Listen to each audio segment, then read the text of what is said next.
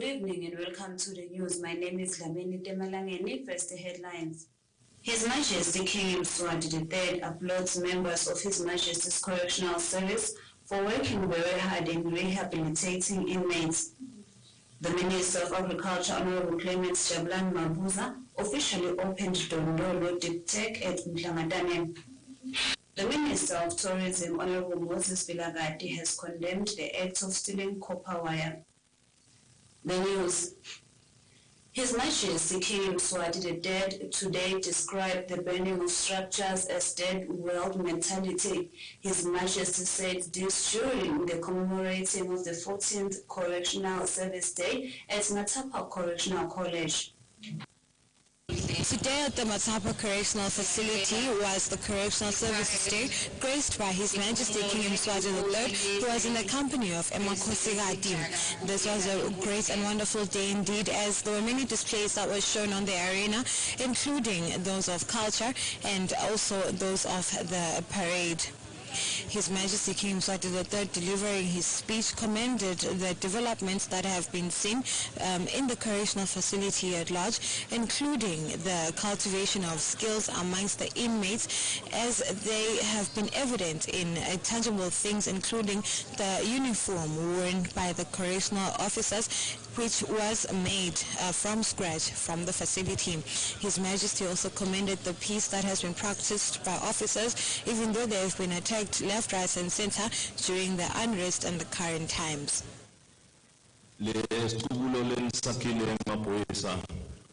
Sisifundiso ngithi sonke sibantu la bangwane ukuthi sifanele siphucule takhiwo isiphucule technology hayi kushisa takhiwo ngoba lokho ku backward we third world mentality.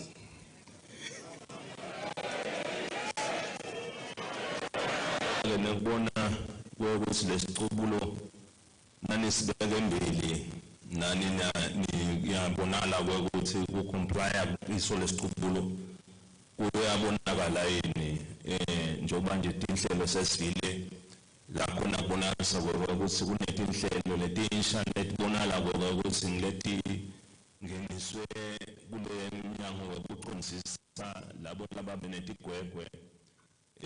Logo kuyadumiseka ukuthi na uhamba nesicubulo phinze nawasi sihambisana naso lesicubulo nembala na usubuka tento ubona ukuthi cha sihambisana naso leso sicubulo kuyinto lenhle kakhulu le maphoyisa.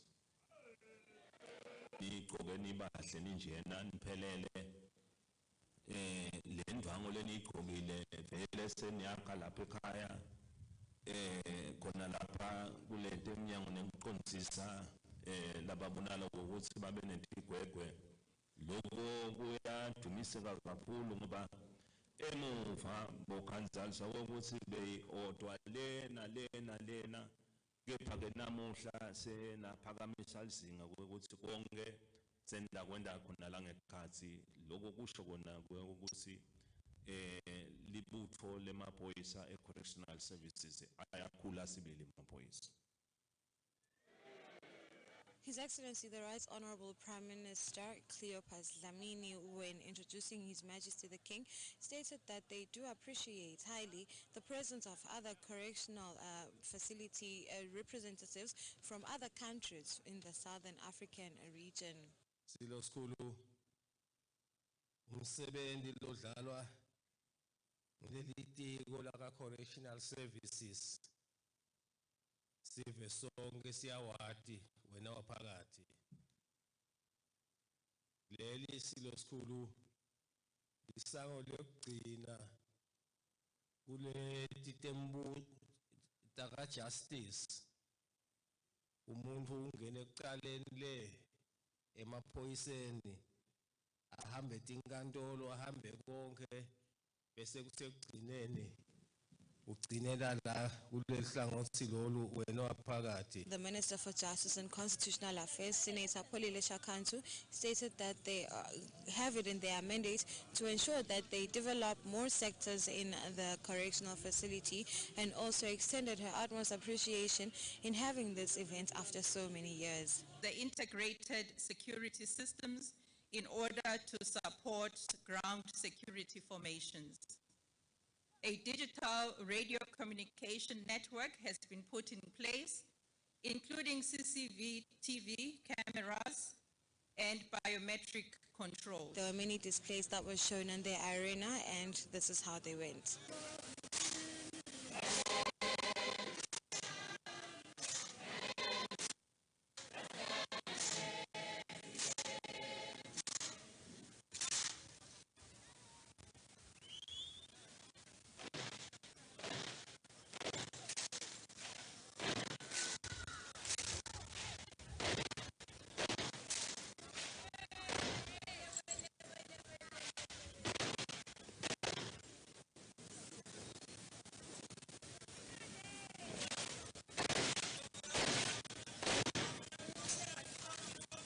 I'm Kanyesile Mabuza for Channel Yemaswati News, Matapa.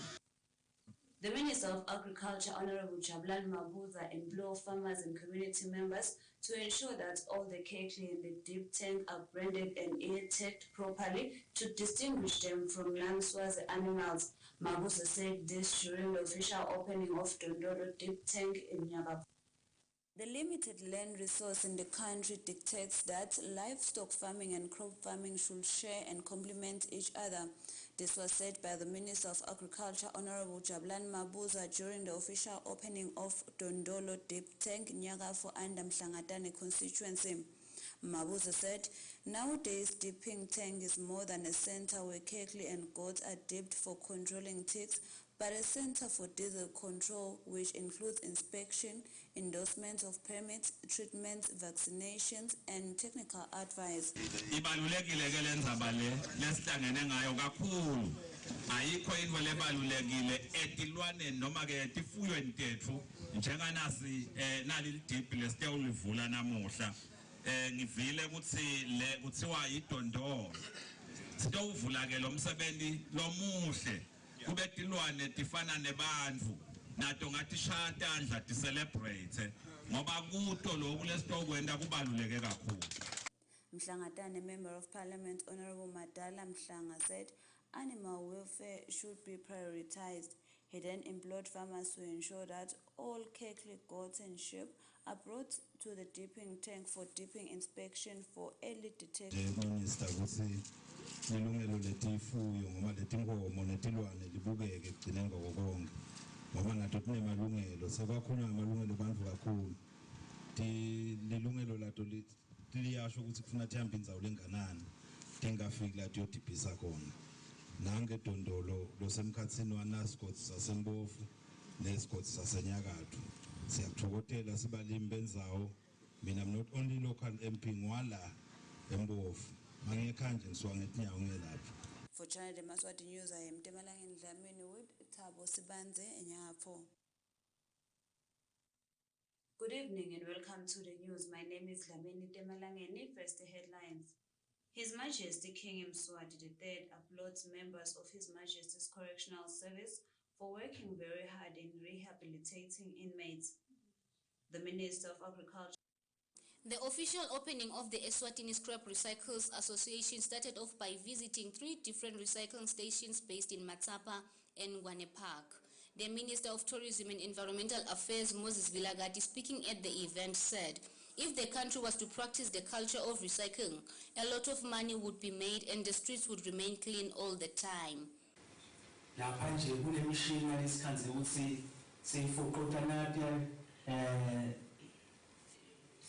Tikotela ukota uzoba kusinyalo bese tiya emarket lokho ke kuyakhombisa ukuthi ngilalapho ninento yakhona lo entrepreneurship ukuthi lapha nakhona ukudimela maningi mathuba lengwabonile mina RA sisahamba lapha emathuba ukuthi labantu abethu laba bo sport laba bo voting laba bo kuphi kuphi bangaba ingcenye yalo msebenzi ngoba bona banawo nalo creative mind. Tabiso Nzuzo from the Eswatini Environmental Authority highlighted the work done was exceptional, for it shall ensure the country stays clean at all times. We hope the platform will promote healthy competition, balanced gender and economic development. The Eswatini Environment Authority, as the Eswatini Environment Authority, we also commit to providing capacity building to the association to ensure compliance to the legislation. So lesifuna kwena ngilofuna lokucontrola ukuthi okay nangabe sesivile sikhona labasehlathini sibakhipha njani ukuthi nabo basebenzele ekhanyeni. Kwesibili nangabe kukhona bethu labasa mhlambe labanaleti market leseceleni ngeke sisho sithi banade noma bede, but nangabe sesimtholile lo muntu loyo sinendlela yethu thina i-association lesitamdisciplina ngayo ukuze live libiyele libe. For Channel Yemaswati News, I am Nomvuselo Smilane in a report compiled by Nonhlanhla Twala in Manzini. The Minister of Tourism and Environmental Affairs, Honorable Moses Vilagati, has condemned the act of stealing of copper wire. Vilagati said this in Matapa. The stealing of copper wire seems to be on the rise in the kingdom recently. Such cases have been reported mostly in Matapa. The Minister of Tourism and Environmental Affairs, Honorable Moses Vilagati, has condemned the stealing of copper wire. He said the end results of such action brings a disgrace to the nation, even from tourists. In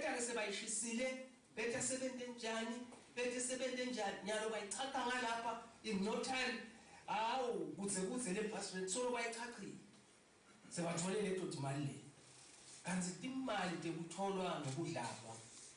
depende bali imali ufuna uyithole ngesekudla kubonakala ukuthi ihlobile uthi ke lo munye aqinise umthetho kulaba bemascrapia. Mpuleni Community Police Jabulani Dlamini has also asked the public to refrain from this act. He also asked the owners of the scrapyards to carefully inspect the wire brought in by traders before making out payments. Abakafanele lokho ukuthi balibele lithusi, abakafanele futhi ukuthi bakukhuthade lokwebiwa kwelithusi, bafanele ukuthi bangakukhuthadi ngoba kuyintuthuko lesizingako emangweni. Kuto tonke takhiwo letikhona emangweni letintuthuko kungaba ngamabloho kungaba tingwedle kungaba noma abe yini lekhona emangweni leyintuthuko sithi bantu abasukukubulala lokho kunaloko abakuvikele. For Channel Yemaswati News, I am Nomvuselo Similane in a report compiled by Nonhlanhla Twala in Mpuleni. Small medium enterprise business people concluded their one-week training at the Ministry of Commerce, where SEDCO's Chief Executive Officer Kethiwe Mhlanga congratulated and encouraged them to share the knowledge they got with the youth in their communities. The Ministry of Commerce, Industry and Trade alongside SEDCO finished the training of small medium enterprise business people in the Wowo region. Business people who partook in this training were said to be young, determined and committed to their field of work. SEDCO CEO Kethiwe Mhlanga stated they were tasked by the Ministry of Commerce, Industry and Trade to conduct the training that was funded by UNECA organization. Mhlanga also stated the business people underwent a short course on entrepreneurship, bookkeeping, pricing and how to sustain a living through their business. Kodwa uyababona ukuthi banemfutho ngemabhizinisi abo. Sabacela nje ukuthi abete store bafundisa sitwe kakhulu ngefunding leqhamuka kaUNECA. Ngiyo ke le yende ukuthi sikhone nalokuthi bete bahlangane lana sikhone lokubafundisa ngedemas business. So nje le course yabo kakhulu bekungile entrepreneurship lele siyende singisedko. Shokuthi lapho sibacecesha ukuthi bakwadi ukuthi imali tabo bade record kahle. Bakwadi kwenta price yabo yokuthengisa impahla tabo labathengisako etitolo ukuthi bathengise kahle. One businessman who underwent the training was Sibusiso Dlamini of Toll Genius Investment, who said the training was of great help for it opened his eyes on a lot of business-related issues. He closed off by encouraging young people to consider going into business, for that's where the future lies. Bamlabasha njengoba nibona ukuthi i-inflation itukwethu njengoba nibona ukuthi in the next couple of months i-recession isatasibulala ukucala ibhizinisi into letasita kakhulu ukuze sithuthukise umnotho nathi sidlale inzima ekukhuliseni i-GDP yelive. Ningesabi kufuna lisito hambani etinhlelweni efana nabo Selco bakhona abo youth fund labamele thina ukuthi kuthi sitocela imali. For Channel Yemaswati News, I am Nomvuselo Similane with Temalangeni Dlamini and Gary Carlos Mbabane.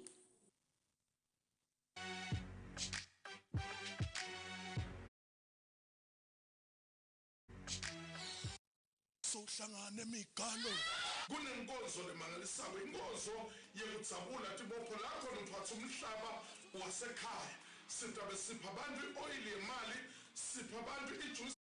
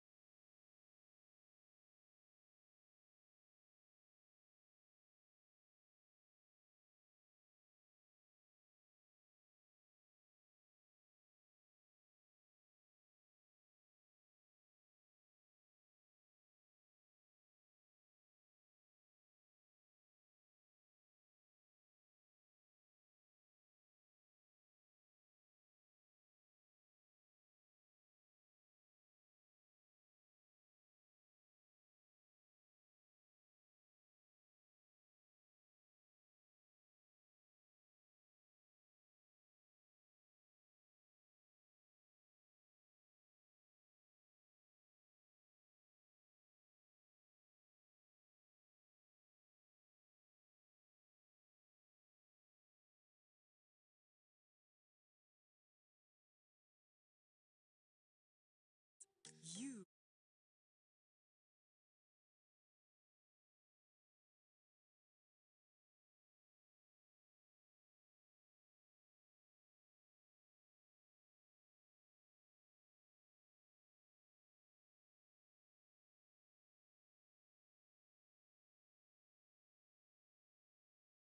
Go to your browser and click www.pixpeakcasino.co.sz and tap into a world of infinite possibilities and winnings.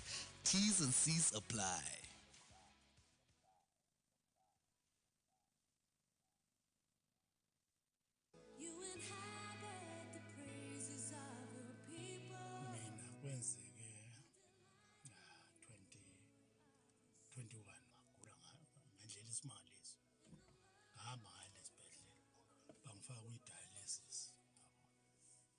Dialysis umhlambe ongayazi dialysis naku namanje nananga amapipe angifuni upraise umuntu yabo ngipraise le product le anginika yona la ngifike ngamangala khona udokotela umbuzo ukuthi wa improve kangaka namanje ngisadla leyo mbiza angazi ukuthi ngayibiza ukuthi imbiza bani kodwa nje oxygold bathi oxygold ngiyajabula and emva kwami laphana baningi ade sebele bayajabula mina lokhu nje ngiyakhipha mhla 7 April and together we'll live the name of Jesus and together we'll sing your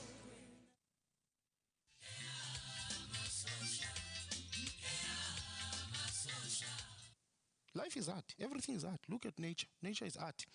And so nazi kukhi artists eziphiwe ezine-calling. Not people abagijimisa imali. And those people nabo bane-calling, and you'll find ukuthi khona within them, their ancestors. Nabo bazele a certain reason emhlabeni. Bazokhuluma nathi through art. Could be through music or paintings and what. And you'll find ukuthi abantu abaphiwe, i-art zabo, they change the world significantly. Bachinja impilo zabantu, they inspired people. Nabo mayishona lo muntu aya in the spiritual world, uqhubeka kuba ne-role to play.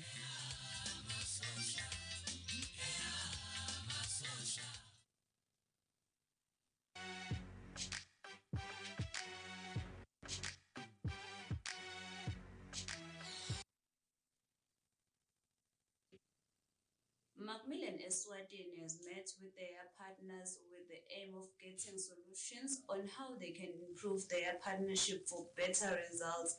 This happened at ESWATINI. As the world is going paperless, Macmillan is working on making e-books, and secondary math book is currently on the process.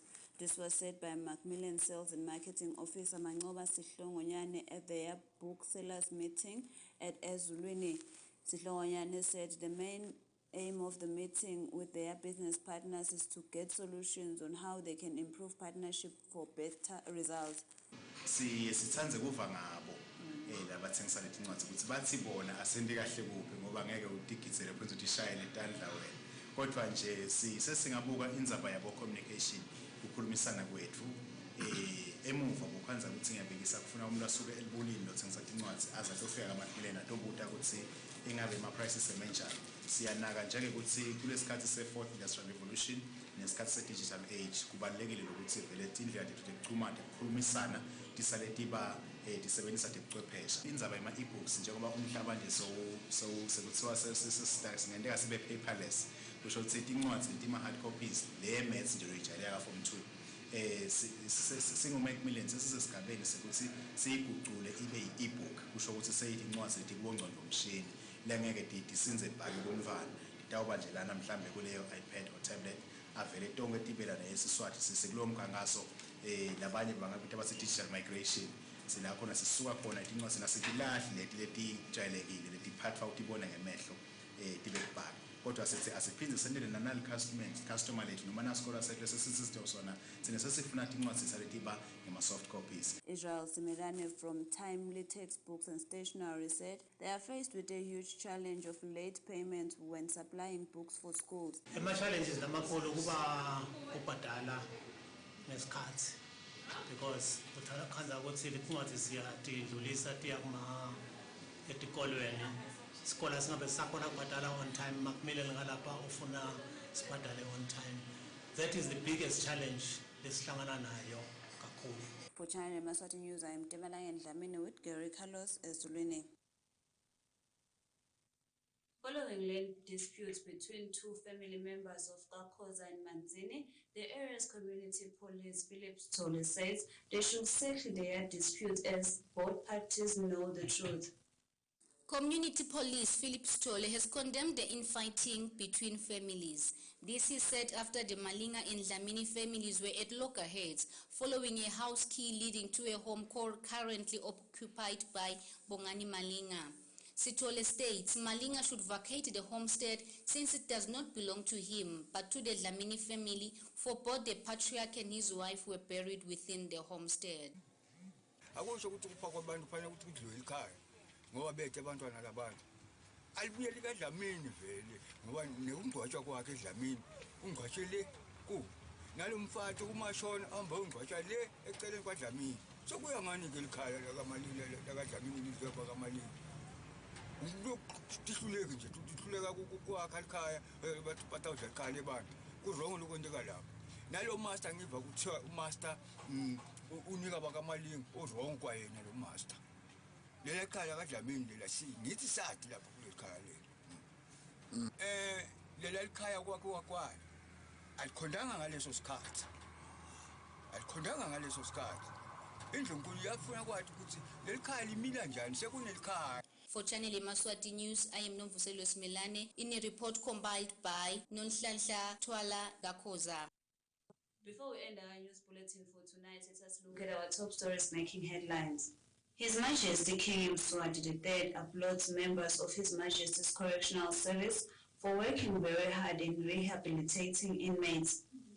The Minister of Agriculture, Honorable Clement Jabulani Mabuza, officially opened Dondolo Deep Tech at Mhlangatane.